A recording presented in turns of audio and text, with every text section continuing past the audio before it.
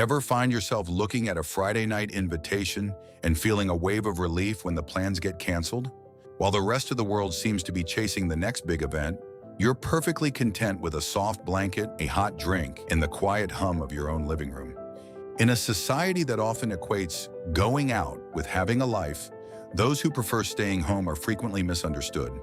They're labeled as antisocial, lazy, or even depressed. But the truth is far more fascinating.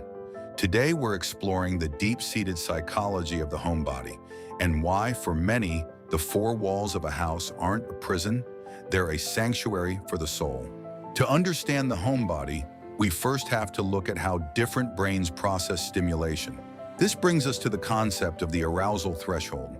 In psychology, the I-Sync model suggests that introverts, who make up a large portion of home lovers, actually have a higher level of cortical arousal at rest. This means their brains are already buzzing.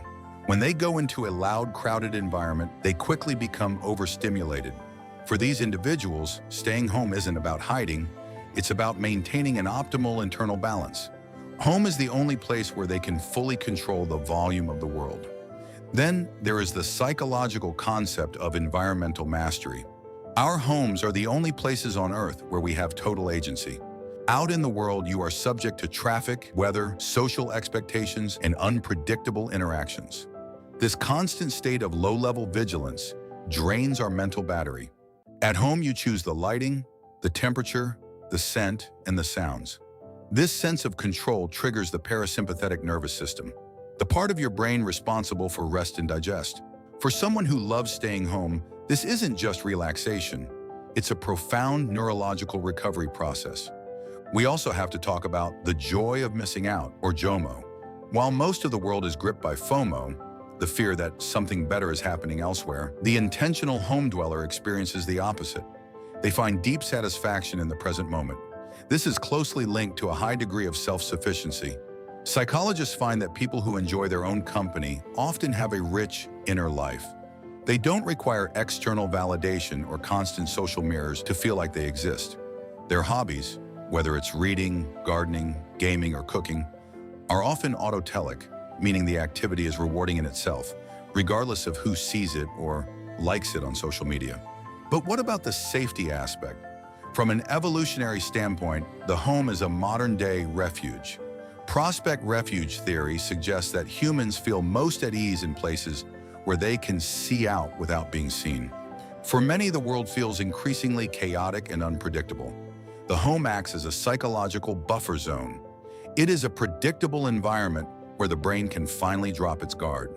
This is especially true for highly sensitive people, or HSPs, who process sensory information more deeply than others.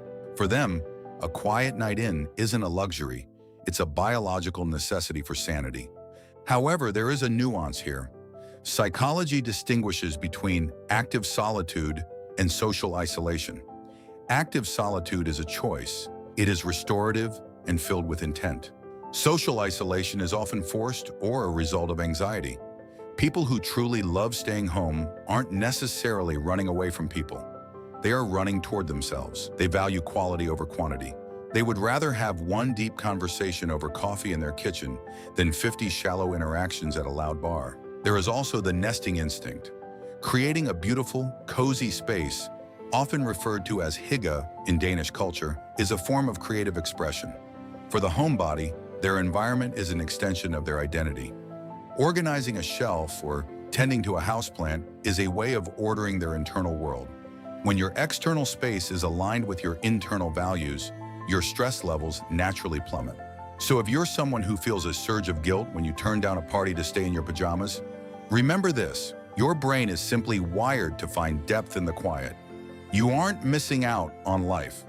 You are experiencing life on your own terms in a space that was built just for you. In a world that never stops talking, there is a quiet bravery in choosing silence. There is a profound strength in being your own best company.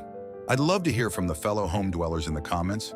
What is that one thing at home that makes you feel most at peace? Is it a specific corner, a hobby, or just the silence? If this perspective helped you feel a little more understood, give this video a like and subscribe for more deep dives into the human experience. Thanks for watching, and remember, there's no place like home for your mental health.